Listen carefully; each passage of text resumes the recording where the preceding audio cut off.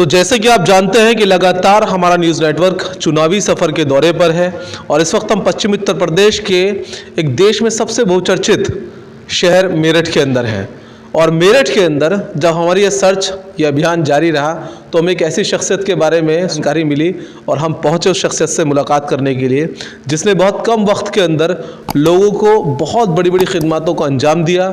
और हमने प्रैक्टिकली देखने के लिए उनके चैरिटेबल पर पहुंचे कि किस तरह से उन्होंने अपने चैरिटेबल पर लोगों की जो है स्वास्थ्य सेवाएं दी, या किस तरह से उन्होंने जो है आवाम के अंदर अपना एक रसूख बनाया, या कैसे उन्होंने आवाम के गरीब तबके के लोगों की तकलीफ़ों को समझकर उनको सुकून पहुंचाने का काम करा अपनी ज़िंदगी के अंदर।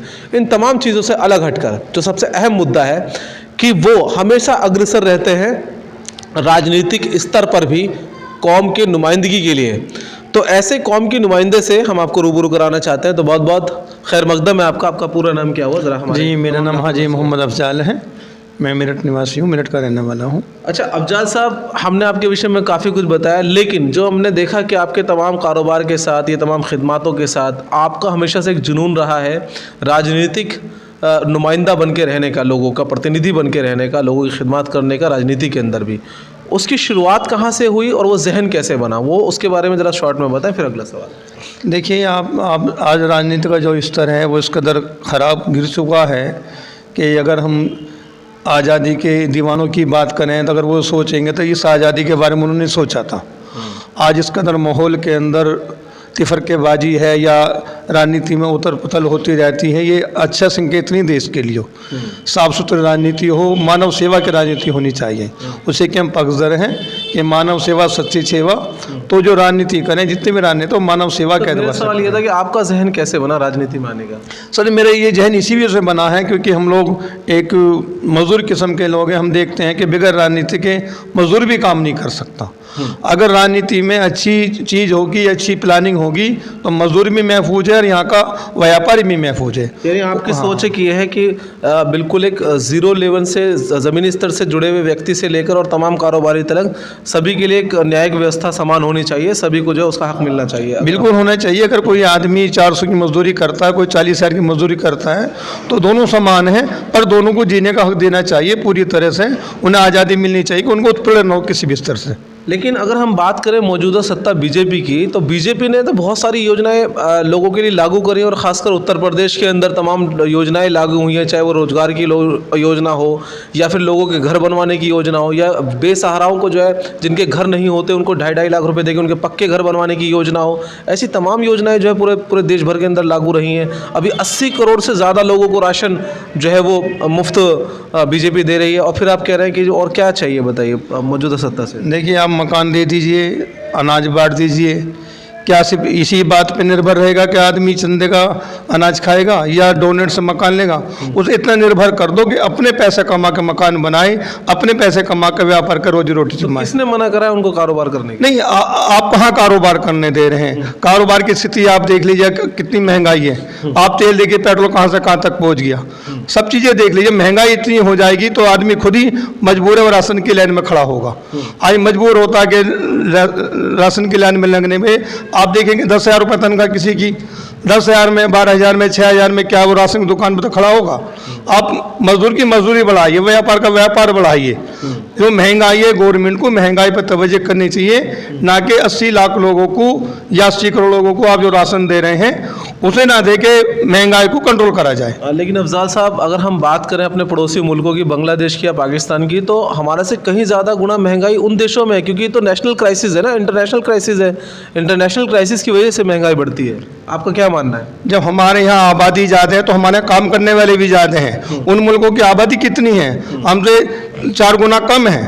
तो उन लोगों को हम अपने से पैर न करें। हम कमाने वाले ज़्यादा हैं, काम करने वाले ज़्यादा हैं, तो हमारे यहाँ तो महंगाई कम होनी चाहिए थी।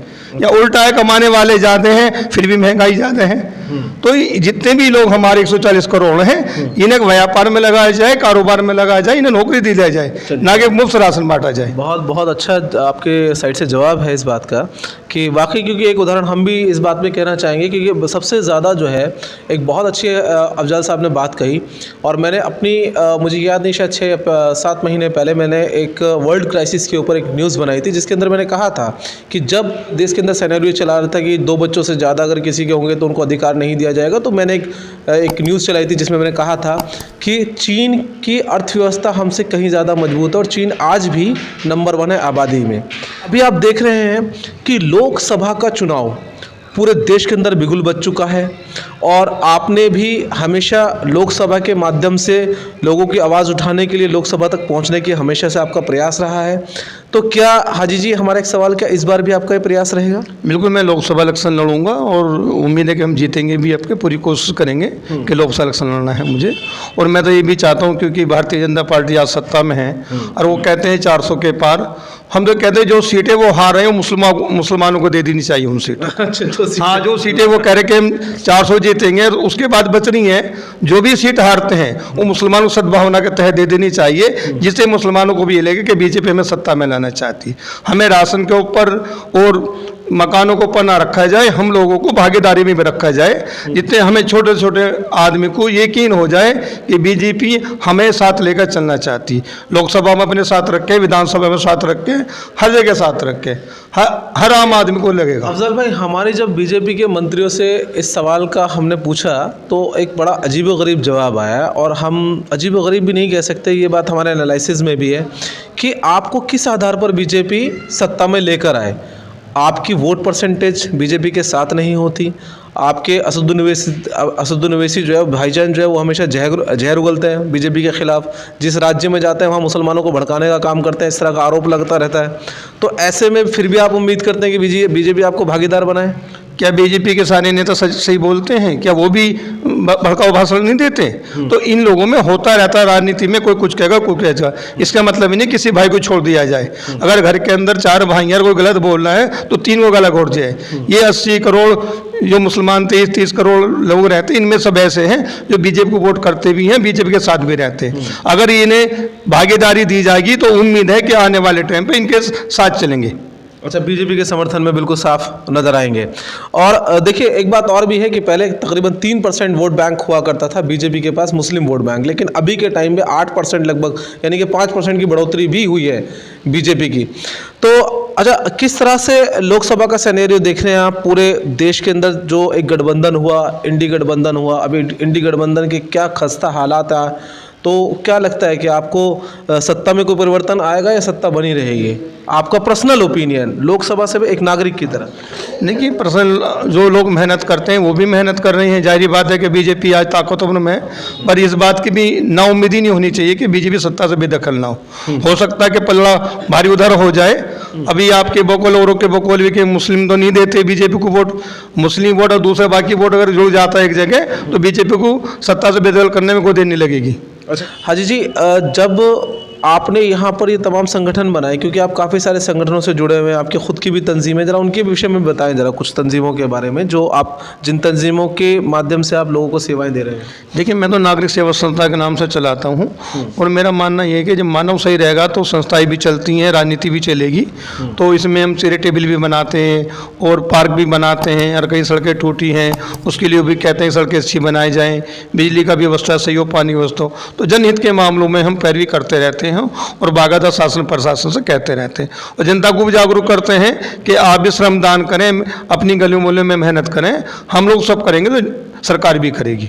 अच्छा, एक उदाहरण मैं आपको बता दूं कि एक बीच पार्क जो कभी कूड़ा घर हुआ करता था और बिल्कुल रिहायशी इलाके के बीचों बीच था, लेकिन आज हमने वहाँ पे खुद बैठकर जब चाय पी हाजी जी के साथ तो हमें बहुत अच्छा महसूस हुआ कि कूड़े घर की ये भी कल्पना की जा सकती थी, और ऐसा कूड़ा घर जिसके बराबर में एक सरकारी प्राइमरी स्कूल भी था। तो उसके लिए बहुत बहुत बधाई आपको कि आपने सरकारी स्कूल के बराबर में बच्चों को जो है वो बदबू से बचा लिया, उस बीमारियों से बचा लिया। तो कैसे वो अभियान आपने किया? क्या बहुत बड़ा आपने एरिया वो बड़ा साफ सुथरा देखिए सबके साथ मिलकर? ये 3-4 कूड़े घर थे, एक मोती मस्जिद को कूड़ा घर था, वहाँ भी हमने धरना दिया और हमने डीएम साहब से भी कहा था और अधिकारियों से भी कहा था कि जैसे सफाई व्यवस्था यहाँ का जिलाधिकारी अपने लिए चाहता है, ऐसी आम जनता भी चाहती है।